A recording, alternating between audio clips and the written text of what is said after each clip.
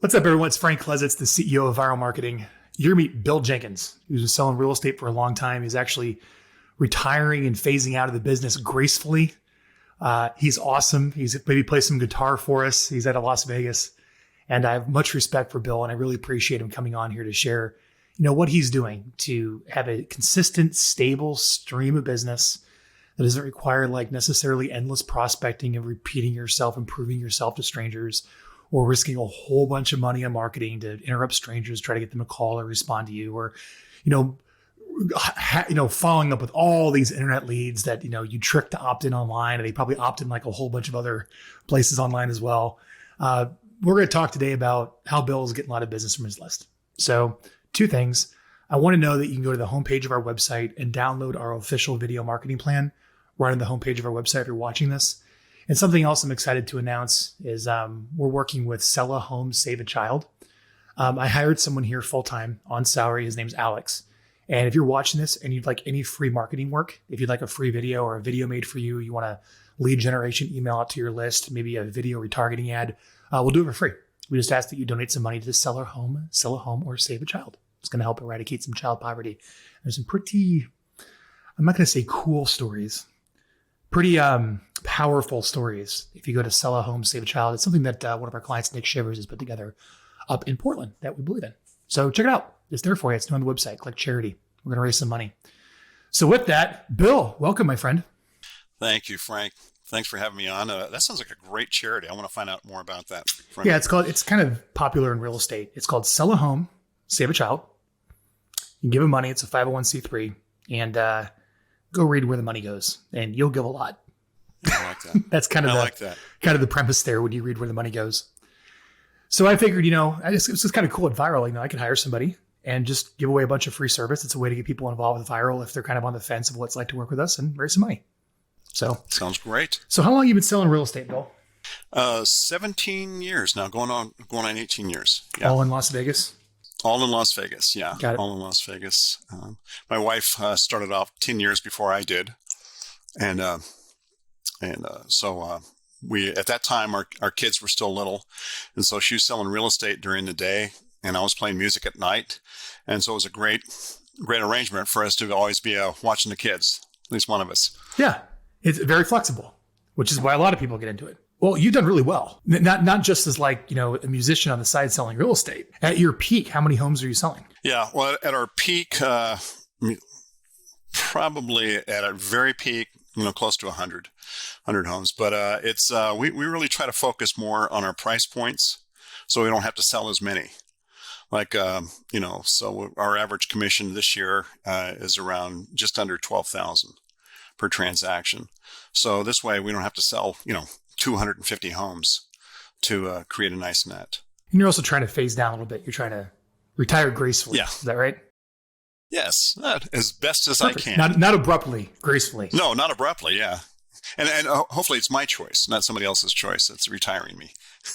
Yes, I get it, man. You reached out to us saying, look, I got all these contacts for all these years. What can I do to do a better job of staying in touch with them? Tell me about that decision of, what? I think it might be time to give Vyral some money or to kind of step up my 36 touch game. Talk to me about that. I don't know, where you were at when you were thinking about making that decision. Sure, absolutely. And what really prompted that decision is, shifts and changes in the market. And as you know from prior interviews, I had gone after hard, the FSBO and expired business, which Yes. was there for the taking. And you had an incredible overseas team making calls for you, didn't you? I did, and I still do. Yeah. And I still do. Still do that. And so they're making calls for me, and I was going on anywhere from 3 to 4 FSBO expired appointments a day. And that was probably between 2013, 16, 17. That was a big chunk of my business. Then that started shifting. That started changing. And so then we, started shifting and changing a little bit more towards really working towards just staying in contact with our sphere more so. We always have, but I wanted to even kick it up another few notches of staying in touch with our sphere and communicating with them. And because what we started discovering, with tracking our business, the last few years, and especially during the pandemic and everything that we've gone through, is that the majority of our business is coming from either our past clients, our sphere, or agent-to-agent referrals. I was talking to the number 1 or number 2 agent in San Diego. Big video influencer, lots of video, lots of online marketing. And the export from Boomtown he sent me is number 1, past clients, number 2, sphere. And that's where a lot of it ends up being, because it's where it's the most profitable. Well, and when you're starting out, I understand why that's really hard, because there's not much there. And so it takes time to build that up and get those numbers up. And once you build those numbers up, and then you communicate with them in a meaningful and timely way, then all of a sudden you start getting these calls out of the blue. And I can directly relate it towards staying in better communication through using your tools and other tools. How many people do you send over to us to communicate with? Right now, I think we're only we've kind of limited it around 250, just the cream of the cream. So you only have 250 people on your list. Yeah. Very different than sending over a database of 10,000 emails, right? Well, I've got a database of 12,000. But those aren't the people you put on the Vyral plan? No, those are not the people I put on the Vyral plan. And when I put the people on the Vyral plan are the people that I feel we have the highest probability of getting a meaningful referral with, and probably the most immediate clients that we've done transactions with as well. They probably know you really well, so you just making a video playing your guitar, exactly. They'll love it. I hope so. Well, we'll find out. Everybody will have a chance to look at that for the last video before the end of the year. That's what I'm planning on doing. How did you come up with this list of 250? I mean, that's a very precise list. I mean, most people will come into Vyral and say, here's all my emails, just dump them all on there. But you said no to that. Why? Yeah, well, I wanted to focus on the people that we had most recently, closed transactions with, in the last several years, and focus on them, and also focus people within our sphere as well, too. And with that being said, it doesn't mean I've stopped adding people to it. And little by little, as we come in contact with other people and things change, then we add others to it. But to me, after, having a Real Geek site for 10 years now, and seeing the psychology between how they interact with the site versus with no contact versus contact, it's apparent to me that putting the effort more towards the people that we've been in the closest relationships with bear the most fruit. How many years did it take you to learn that? It's ongoing. It never stops. But really? Yeah. I mean, come on. You've been selling real estate for 17 years. How many years, especially getting involved with a Real Geek site, which is a online lead generation, thousands of opt-ins type of thing, when you realize it's all about this 250 at the end of the day after going through all this pain and suffering of marketing?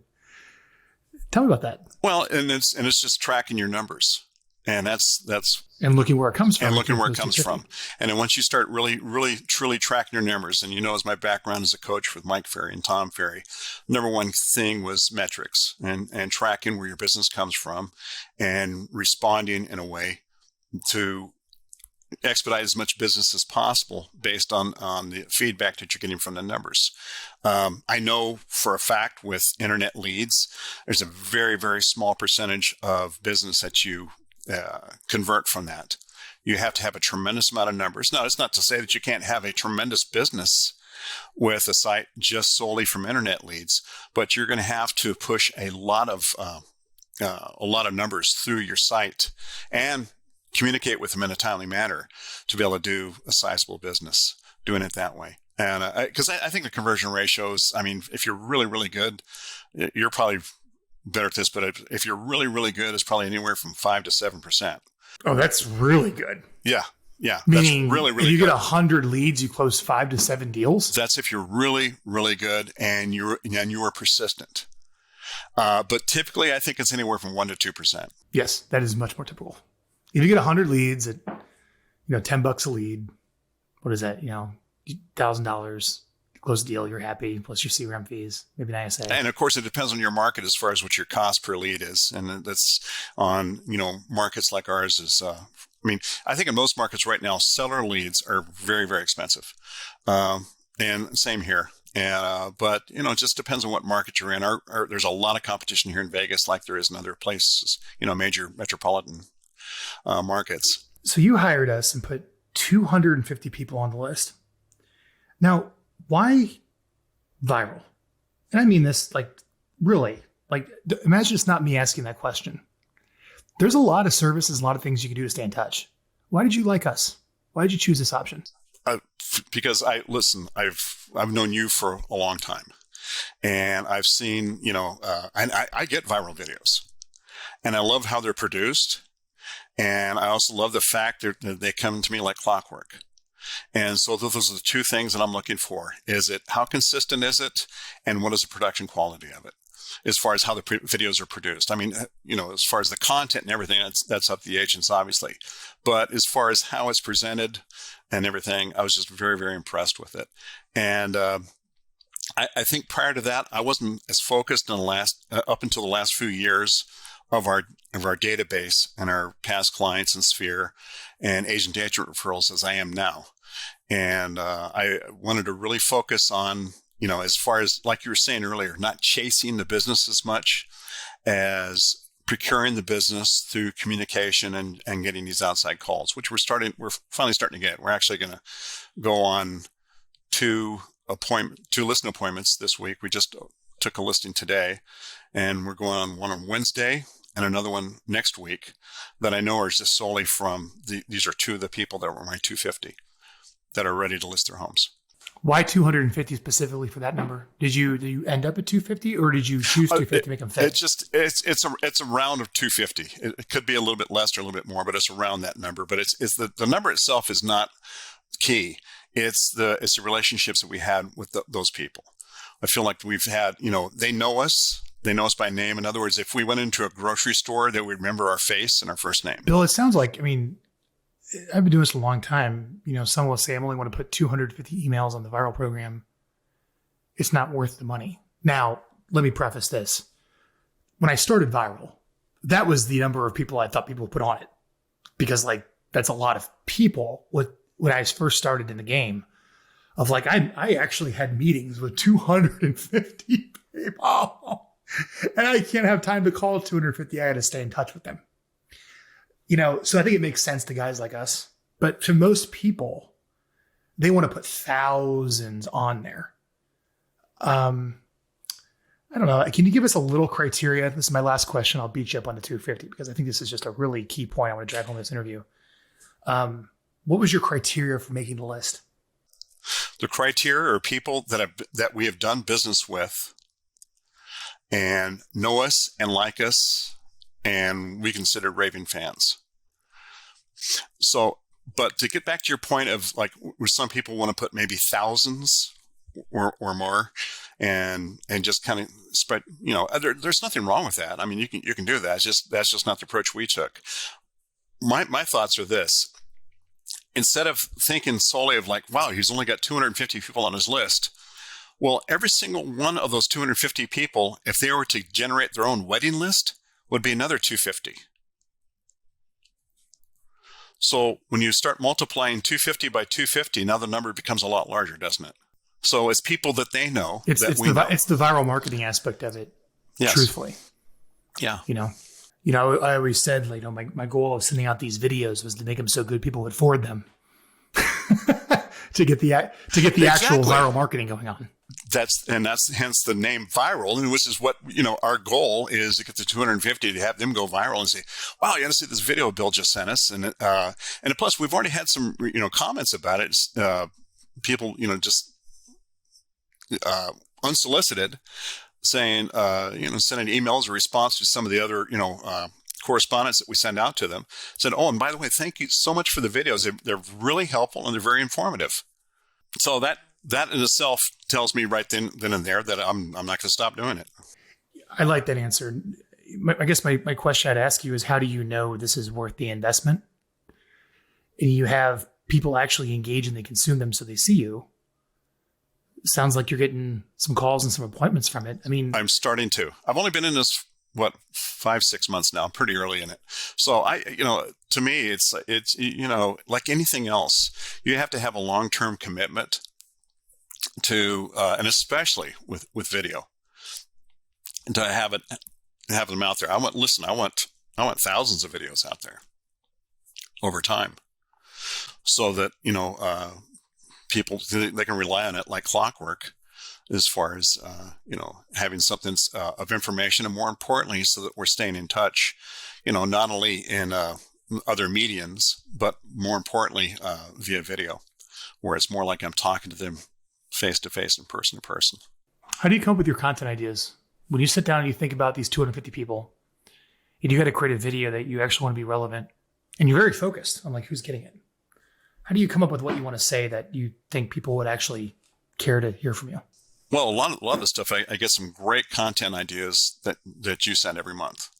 So I borrow some of that. But some of it is specific things that maybe happened in a transaction that were pertinent towards those things. Like it could be about, some challenges somebody may have had with a 1031 exchange that went on transaction, or something maybe that was kind of deal specific, that maybe other people that were out there that we had transactions with are unaware of or don't know.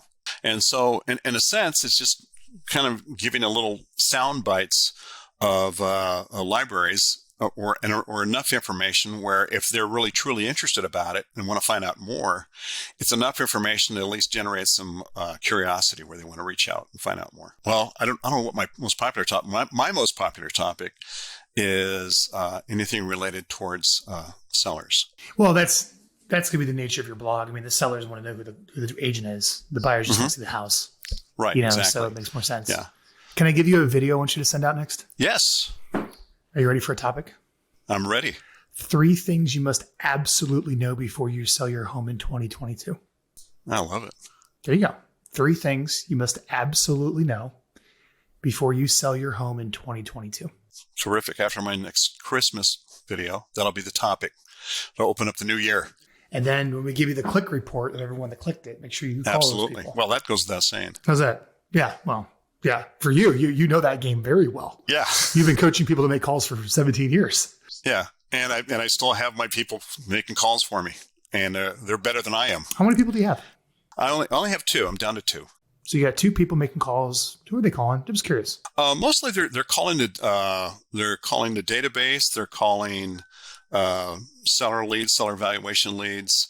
So these are opt-ins. These are opt-ins. Yeah, they're calling primarily a lot of opt-ins. They're calling opt-ins from the Real Geek site as soon as possible. And what I'm noticing too, which is a little bit of a shift, maybe that's happening in other markets as well too, is I'm reaching more than I was prior to this year and last year, probably pandemic reason, but I'm reaching a lot more of the opt-in leads that are the buyer leads, but catching them very, very early, which is really important. Oh, yeah, because they want to. But do they also have a home to sell? Well, that's the first thing we always ask, and of course, then the next thing: do you have an agent, or do you have anybody there in your market?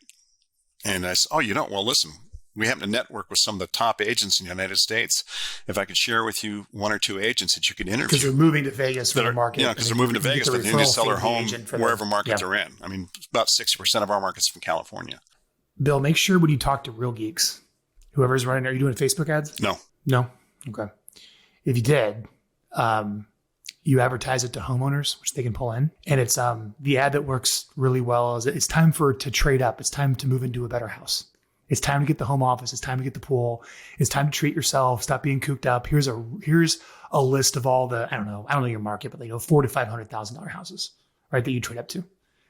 And the opt-ins that come from those leads are sellers. Absolutely. Any buyer that opts in, the first thing I'm looking at is like, are you renting or do you own a home? Yeah. And that's the right way to ask the question where it's less threatening. That's right. And that's something you would learn by coaching with Bill. Of those little nuances of how to find out if they're a seller without being threatened. Well, plus it's also an alternative question because they can't say no. They have to answer it. Got it. So you build your database, you're adding people to it, only 250. You're sitting down, you're sending out your couple educational videos a month. All right. Do you send out our direct offer messages from time to time where it's kind of drives back to a landing page and generate leads? Well, everything that we send out has some type of direct response, or requires some type of direct response. We haven't done that in a while, but we're going to start doing that now, because what we're noticing in our market is it's starting to soften. Homes are sitting on the market longer and longer. Well, good. It has to stop at some point, or else no one can afford to live anywhere. Well, trees don't grow to the sky, right? No, but seriously, I don't think anyone will be able to afford to live if they keep going up. Well, no. Well, because, listen, wages aren't keeping pace with the price of real estate. And so something has to give. And at some point, then the buyers simply don't have the means. And those casinos ain't paying me anymore, man. I was out in Vegas for 2 weeks. They are all understaffed, and they are refusing to budge. Oh, I know. Like the service level on the Strip is horrible. Terrible. Horrible. Terrible. Listen, but they keep building those casinos. That's why I don't gamble. There's a standoff between will the casinos pay them more or not. I know. The casinos we're not going to give in, but there's yeah. Well, yeah. There's a little different dynamic going on there too, because the Culinary Union is a very, very powerful union. In Las Vegas, there's over 100,000 members.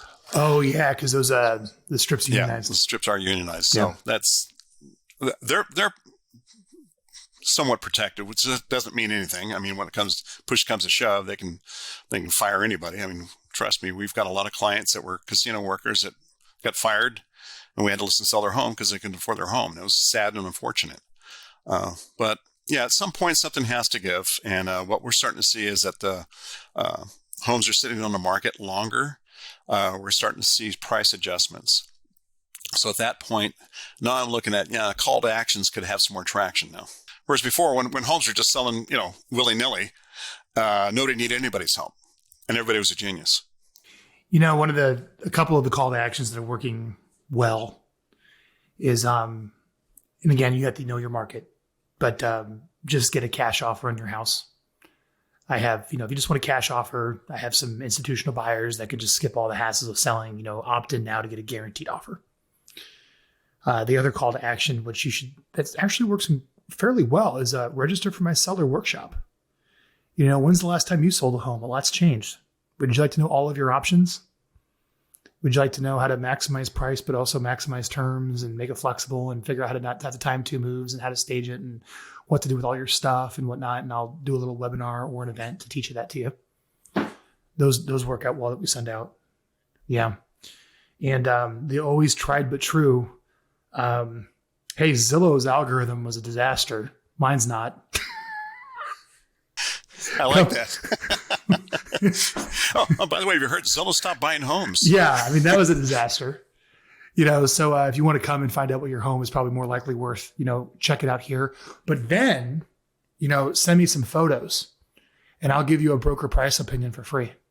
I'll adjust what comes back on the website and give you a more broker price opinion. Just don't say appraisal. You'll get in trouble. No, of course not. Of course not. Yeah. And we do other things as well, too. I mean, we know that, the number one complaint sellers have with agents is lack of communication. So we actually have we have a communication guarantee certificate where we pay them money if we don't communicate with them. That's great. How much? It's $500. Have you paid it? Never. You'll never have it. Because, listen, the first questions I always ask, is like, listen, the number one complaint most sellers have is real estate agents not communicating with them. So that the ink's not even dry on the listing. You shake hands, the agent drives off in the sunset, and you never hear from him again. So the first thing I want to find out is what form of communication you want. You want phone, text, email, text, or fax? Any fax people? Any faxes? Any TikTok, Snapchats? I don't. What about will you meet me in the metaverse? I don't know if I'm ready for. See, I'm trying to back out the door, not going to a new door. I think a lot of this too is like you after all these years in the business, which really isn't that long. I've talked to clients that have been 40 years, doing this. Well, I had another career part of this. Yeah. Well, yes, but you're kind of figure out how to wind this thing down and to just give you a nice, easy, sustainable kind of retirement living where you don't you're not going to sell the business. You don't want to just stop, but you want something that provides. And I think you found this blend. Will you tell the audience what this business model looks like for you, like all said and done, including Vyral? What's What's the retirement plan for Bill Jenkins of how he's going to run his real estate business? Well, the retirement plan is kind of what I'm doing currently right now. I work a few hours a day at most. Following up with leads that my VAs in the Philippines set up for me. Do that, and after that, the rest of my day is done. I mean, and then almost all of our business now is coming from the database that we've created and that we communicate to.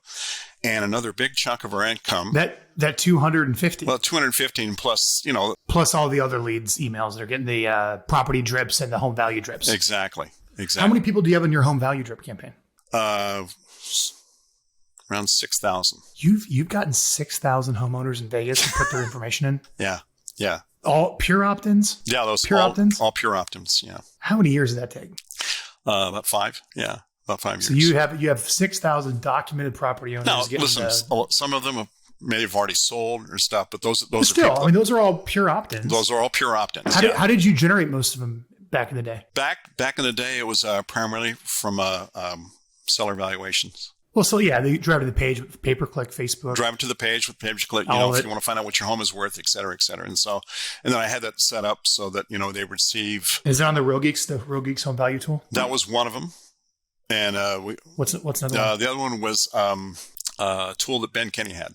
Oh, for brevity. For brevity, yeah. And so I used. Yeah. A really good one's HomeBot as well. Well, I've had HomeBot since it came out here. So all my sellers, I drive into HomeBot. Got it. So use that on the back end. That's on the back end. And if for anybody who's looking now, that's like the new final back end is, and boy, I get just tons of response for that. I mean, I can't believe the response rate monthly on that is like close to 50%. It's remarkable. It's incredible. Great. It really is, but it's a great tool if you're a consumer and you see all the things that it gives you. It gives you scenarios of like, how much could you pull out of your house if you decide to refi? How much could you use your house if you decide to turn that into investment property? Which, by the way, I was going to finish up the rest of our business. Is a big part of it now is our investments, our rental investments, and also our short-term rentals that we're working on. We've got one in San Diego that's just killing it. And then we've got about a half a dozen here in Vegas that are all plus positive cash flow. So that took a while to do that. I mean, we were buying and selling and investing properties even before Fran was in real estate 27 years ago. We've been doing it for 35 years. But now we're really focused. And I know we had this conversation before. We're really focused on short-term rentals, Airbnbs and Verbos. We've got it dialed in where we're very, very comfortable with managing it ourselves. The key component is wherever your market is of where, if it's in your local market, then it's a lot easier to manage. Ours isn't. Ours is in San Diego. But the key is being able to have a cleaning crew that you can count on. No kidding. I mean, you're running a hotel. You're running a hotel. Exactly. So you're going to have people that can go in there and turn it, and you have to have consistency. And so we managed to do that, and Fran does a great job of managing that. She's actually got designated as super host with Airbnb, and I think we've generated so far like about close to 175 reviews. That's great. Yeah. Good job. Well, and that kind of like it becomes viral. Pardon the pun, because the more reviews you get, the more it feeds your property being pushed up. Yeah, 100%. In the searches. And that's why you usually rent them for a discount just to get the darn reviews to start. Bill, a guy like you, do you even need to be in Las Vegas to run your business? Like, could you just travel the country in your Airbnbs, live the retired lifestyle, do the viral marketing plan, your VA set up calls? Like, can you list these houses over Zoom and never go out there? Maybe have a runner go out and get photos. But you could run your business from anywhere. I mean, there's nothing grounding you to Vegas, so to speak, is there? No, other than the fact that family and those things. Yeah, of course. Yeah, those things. Yeah. Other than family and we like it here, and but no, other than that, yeah, we could run it really from anywhere. I mean, we discussed that, but until we find wherever it is that we want to go, when family is no longer an obligation, then it's at that point we may explore that. Bill, thanks for your time. Thanks for doing this. So Bill Jenkins, everyone. Of course. Retiring gracefully after 17 years, has a couple of VAs, passing them easy leads, calling his database, not cold calls, calling the database, working his list of 6,000 homeowners over the years that opted into his free home value reports, working the buyer leads that come off of his Real Geek site, searching for homes. And they're all getting their property updates. They're all getting their home value updates. But he picked a list of 250. And instead of blasting out to all the emails he had, he said, you know what? I'm just going to put these people on the Vyral marketing program and send this stuff out. And that's unique. Not a lot of people think that way, Bill. Thank you. Good for you. That's how I started Vyral. I was like, you know what? I got a couple hundred people. I needed a way to stay in touch. A lot of people are like, I'm not going to do anything. I'm going to wait to build a list up to all this huge level, then do it, which never really made much sense. You know, if I had... Well, it does if you're analytical. Yeah, I'm a driver. I just want it now and to get it going. I'm with you, buddy. I'm a D. Yeah, I'm a high D, but I have just enough I not to people that hate me. Yeah, I think we've got the same disc profile. And Fran's the opposite. She's a high I, lower D, but when she gets upset, she becomes a very sneaky D.